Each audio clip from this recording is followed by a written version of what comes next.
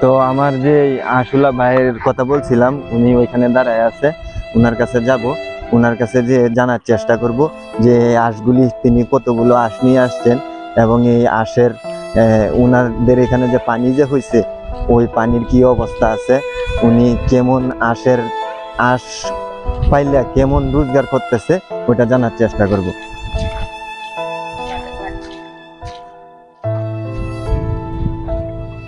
এই যে ভাইয়ের কাছে আসছি, উনার এই আঁশ। আসসালামু আলাইকুম ভাই, ওয়ালাইকুম সালাম। কেমন আছেন ভাই?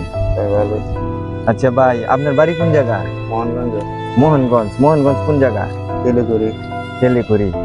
আচ্ছা, আপনাদের এখানে পানি হয়ে গেছে? হ্যাঁ, হাওর এলাকার তো পানি হয়ে গেছে। তো উজানে যে আসছেন হাঁস এই খাওয়ানোর জন্য, আপনার কতগুলি হাঁস আছে এখানে? 800। 800। কতদিন থাকবেন এখানে ভাই? মাসে খানি তো আমার মাসে এখানে থাকবেন। আচ্ছা, এই আঁশ পাইলে আপনার কেমন আর কি লাভবান, আপনার না লসের পথে আছে? লসের প্রতি। যেমন একটু বিস্তারিত যদি বলতেন ভাই। বিস্তারিত বলতে আপনার 1 বছর 3000 হাঁস আছে। হ্যাঁ। জি। তারপরে 1500 বাচ্চা আছেন, বাচ্চা দিয়ে খাওয়াও গেল, ধান টান খাইলো, মারা গেল। আর বুড়া যে 1500 হাঁস আছে ডিম আছে, এই আমি একটু লসের বাগি আছে। এখন কি ভবিষ্যতে কি আপনি লাভের আশা করতেছেন? হ্যাঁ, হাল তো ছাড়তেছেন না? না, আপনার এমনি গৃহস্থী আছে না? গৃহস্থী আছে। কেমন আছে?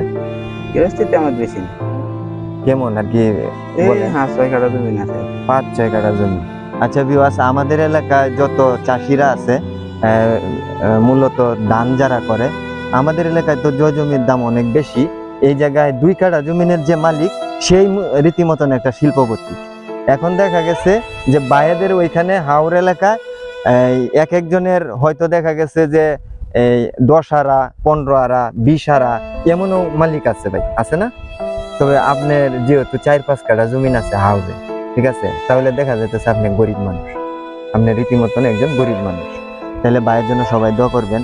ভাই যেন যে আঁশের পালটা নিয়ে আসছে আমাদের এলাকায়, আমরাও তাকে সাহায্য করার চেষ্টা করব, হাঁসগুলো যাতে কোনো ক্ষয়ক্ষতি যাতে না হয়।